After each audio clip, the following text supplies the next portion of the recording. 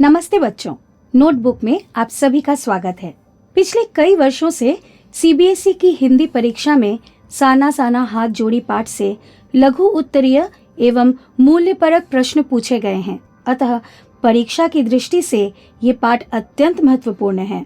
अच्छा बताइए, क्या आपको घूमना पसंद है? भला मैं भी क्या पूछ रही हूँ, घूमना किसे पसंद नहीं है। अब तक आपने कई यात्राएं की होंगी। वैसे मैं जब भी कहीं से घूम कर आती हूँ, मेरा पहला काम होता है अपने दोस्तों को उस यात्रा के बारे में बताना। क्या आप भी ऐसा करते हैं? वैसे कई बार यात्रा में ऐसा कुछ भी होता है जो हमारी स्मृति में सदा के लिए कहानी के तौर पर रह जाता है। कई बार ऐसी कहानियों को स्मृतिबद्ध कर हम एक रचना लिख देते हैं। इस प्रकार से लिखी गई कहानियों या रचनाओं को यात्रा वृत्तांत कहा जाता है। मधु कांकड़िया रचित साना साना हाथ जोड़ी भी एक यात्रा वृत्तांत है, जिसमें पूर्वोत्तर भारत के सिक्किम राज्य की राजधानी गंगटोक और उसके आगे हिमालय की यात्रा का वर्णन है। इस यात्रा वृत्तांत की सबसे बड़ी विशेषता है कि इसे पढ़ ऐसा लगता है कि हम स्वयं गंगटोक में पहुंच गए हैं। गंगटोक का वास्तविक नाम गंतोक है। गंतोक का मतलब है पहाड़। पाठ में आपको हर जगह यही शब्द देखने को मिलेगा। हिमालय के अद्भुत सौंदर्य का प्रत्यक्ष दर्शन हमें इस यात्रा वृत्तांत को पढ़कर होता है। मधु जी का जन्म कोलकाता शहर में हुआ। उन्होंने अपनी शिक्षा कलकत्ता विश्वविद्यालय से की। अर्थशास्त्र में एमए करने के बाद उन्होंने कंप्यूटर एप्लीकेशन में डिप्लोमा भी किया। उनकी कहानियां यंत्रवत जीवन से भिन्न संवेदना की खोज करने वाली कहानियां हैं। यह बात इनकी प्रस्तुत कहानी साना साना हाथ जोड़ी पढ़कर और भी स्पष्ट होती है। उनकी प्रसिद्ध रचनाएं हैं पत्ताखोर उपन्यास, सलाम आखिरी, खुले गगन के लाल सितारे, बीतते हुए, अंत में ईशु कहानी संग्रह। साहित्य में ऐसी रचनाएं दुर्लभ ही होती हैं जिसमें पीड़ा और सौंदर्य का अद्भुत संगम मिले। मधु जी इस यात्रा वृत्तांत में मात्र हिमालय के अद्भुत सौंदर्य का ही वर्णन नहीं करती हैं, बल्कि उस सौंदर्य के पीछे के उन हाथों को भी दिखाने का प्रयास करती हैं जो हिमालय तक आने जाने वाले रास्तों के निर्माण में अपनी जान तक गंवा देते हैं। मूल रूप से मधु जी यहाँ के निवासियों की मेहनत, अभाव और गरीबी भरे जीवन को भी व्यक्त कर रही हैं। कहते हैं सौंदर्य देखने वाले की दृष्टि में होता है। फिर गंगटोक जैसी सौंदर्यमयी जगह, उसका क्या कहना, किसी को भी सम्मोहित कर दे। लेखिका रात में गंगटोक के सौंदर्य को देख स्वयं को उसके प्रति सम्मोहित होने से नहीं रोक पाती हैं। वह रहस्यमयी सितारों भरी रात मुझ में सम्मोहन जगा रही थी। इसी समय उसे एक प्रार्थना याद आती है जो उसने एक नेपाली युवती से सीखी थी। साना साना हाथ जोड़ी गर्दहु प्रार्थना, हामरो जीवन ताम्रोक कौशेली। छोटे छोटे हाथ जोड़कर प्रार्थना कर रही हूँ कि मेरा सारा जीवन अच्छाइयों को समर्पित हो। लेखिका प्रकृति के संपूर्ण सौंदर्य को अपनी झोली में समेट लेना चाहती है।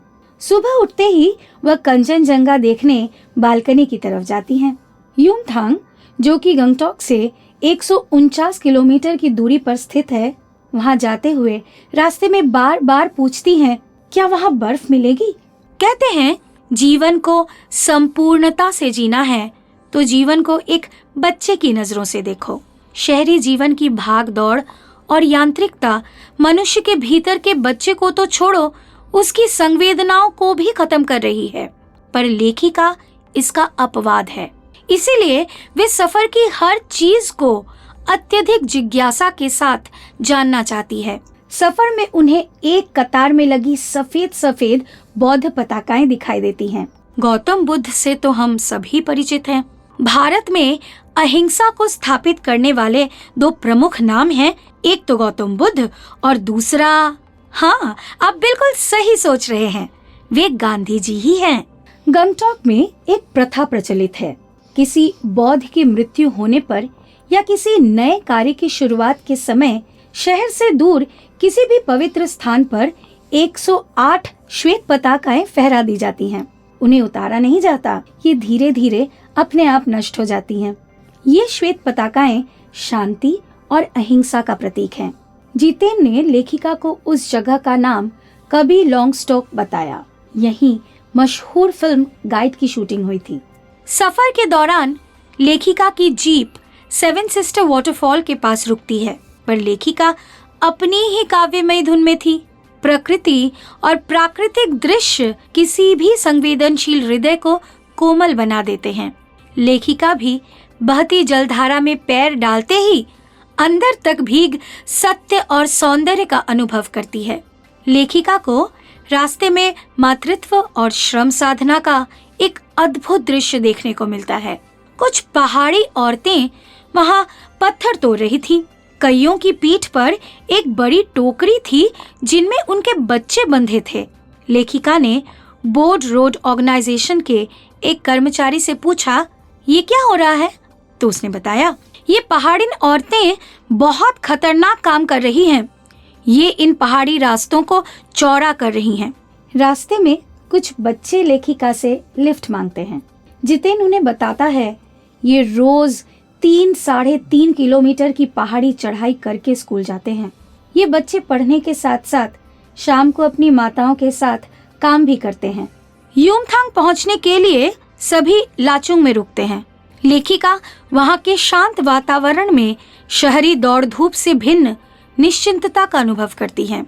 साथ ही इस बात को भी समझती है कि प्रकृति की बुरी स्थिति का कारण हमारी पीढ़ी है, जिसने प्रकृति की इस लय, ताल और गति से खिलवाड़ कर माफ न करने योग्य अपराध किया है। तभी उन्हें एहसास होता है कि हिमालय अब उनके लिए कविता ही नहीं, दर्शन बन गया है। एक चंचल बालक की भांति लेखिका का ध्यान सिर्फ उस बर्फ पर केंद्रित है जिसकी तलाश वे सफर की शुरुआत से ही कर रही है। लेखिका को वहां एक युवक से पता चलता है कि प्रदूषण के कारण यहाँ स्नोफॉल कम होता जा रहा है। उसने ये भी बताया कि लाचुंग से 500 फीट ऊंचाई पर कटाव स्थित है, जो अभी टूरिस्ट स्पॉट नहीं है, शर्तिया वहाँ आपको बर्फ मिलेगी। बर्फ की खोज आखिर लेखिका को कटाव ले पहुंचती है, जहाँ नॉर्गे लेखिका का गाइड उन्हें कहता है, देखो एकदम ताजा बर्फ है, लगता है रात में ही गिरी है। पर वहाँ पहुंचकर भी बड़े जूते न होने के कारण लेखिका उसका मजा नहीं ले पाती। सफर आगे बढ़ता है। थोड़ी दूर पर चीन की सीमा थी। दूर से ही फौजी छावनियां दिखाई दे रही थीं। कोई भी सफर ऐसा नहीं होता जिससे हमें कुछ जानने या सीखने को न मिले। लेखिका के लिए भी ये सफर एक प्रकार की खोज यात्रा ही थी, जहां उन्हें बहुत कुछ जानने को मिला। युमथांग पहुंचकर उन्हें थोड़ी निराशा होती है, क्योंकि वहां का प्राकृतिक सौंदर्य कटाव जैसा नहीं था। पर वहां उन्हें एक युवती मिलती है जो उन्हें बताती है कि वो एक इंडियन है, और ये सुन लेखिका को बहुत अच्छा लगता है। कोई भी प्राकृतिक प्रदेश कथाओं से मुक्त हो, ऐसा कभी हुआ है क्या? युमथांग पहुंचकर लेखिका को बहुत सारी कहानियां जानने को मिलती हैं। रास्ते में एक कुत्ता जीप का रास्ता काट लेता है। तभी मणि उन्हें बताती है, ये कुत्ता सिर्फ चांदनी रात में भौंकता है, किसी को काटता नहीं है। उन्हें वहाँ एक पत्थर भी देखने को मिलता है जिस पर गुरु नानक जी के फुटप्रिंट हैं। जितेन उन्हें बताता है कि यहाँ गुरु नानक जी की थाली से चावल छिटक कर गिर गए थे। चावल जिस जगह पर छिटक कर गिरे, उसी जगह पर चावल की खेती होती है। जितेन लेखिका को एक अन्य स्थान दिखाता है।